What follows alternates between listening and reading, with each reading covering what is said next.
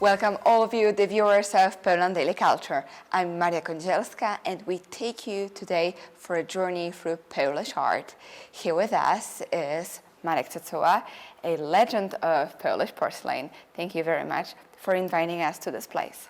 Porcelain is of course used every day until today in our daily life while eating, drinking, or just serving food to guests. And it changes, of course. What kind of porcelain you started to create in New York that it became so popular and so needed by people? Was it only artistic one, or you also did the manufacturing there?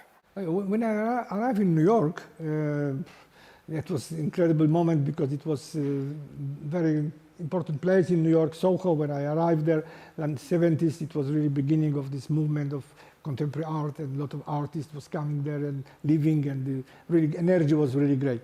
So when I came to New York, I started my porcelain. I rented little front store, like a studio on the street level, and I started producing my work, my porcelain, white design, beautiful objects, and was received in the beginning, because in that time in the United States and a lot over the world actually, but in the United States especially, the movement of craft was very developed, handmade, and everything was made in brown clay with a lot of glazes and fingerprint on the work. It was this kind of movement, which was very important, was going on. And when I started showing my white design porcelain, it was kind of out of context a little bit, and the galleries which showed the craft didn't really like to show that kind of work. They were selling, this is too European, this is very design, and we don't have to.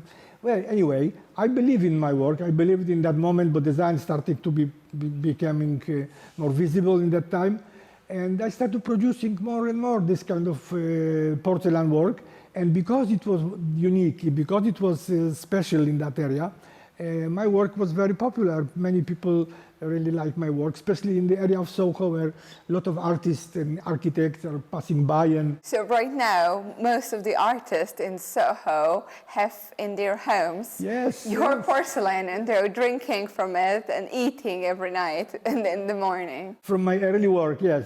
It was really nice to see that I couldn't get good response in the general market, but there where the art was growing and people with art consciousness and people who love art being around, yes, they received my work very well, and I could start my existence in New York as an artist, independent, living from what I'm doing. Now this was important for me as a point in my life, that I could actually create condition that my economy was created by my own work, and I could be self-sufficient in a way. And that was this movement where the self-sufficiency was very important at that time. And I was glad that actually I could make work which is functional and give this to people to use it, but also I could make artwork which could be not functional but being decorative and being shown in the galleries. This was two different directions, which is always from that time existing in my process, in my production.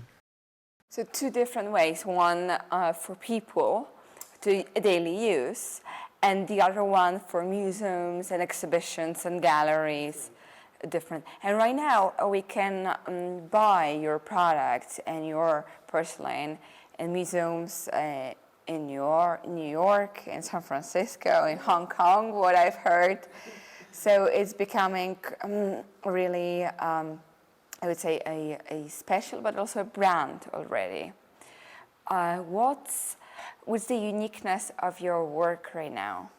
Well, it is always developing. You see, with the time, I always reach more experience and more. I understand that more processes and experiments help me to develop new things which wasn't done before. So I am actually looking for new solutions all the time and finding new processes, and that's why the work is always fresh, always new ideas is coming up.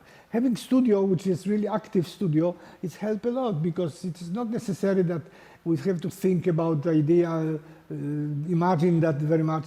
But sometimes it's just looking in the studio, something fall down or something spill or something look one next to each other. And the inspiration comes from process, from actually making the work.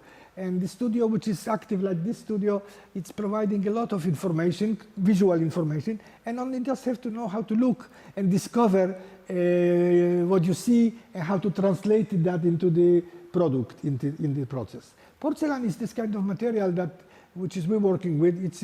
It's a more industrial material, so it's a liquid porcelain. It's called slip, which is we're actually pouring into the plaster mold, and we're pouring out, and that's how it became the shape of the work. Also, we make things handmade, but basically the process is slip casting. That's what it's called. And we will talk more about it in the next episode.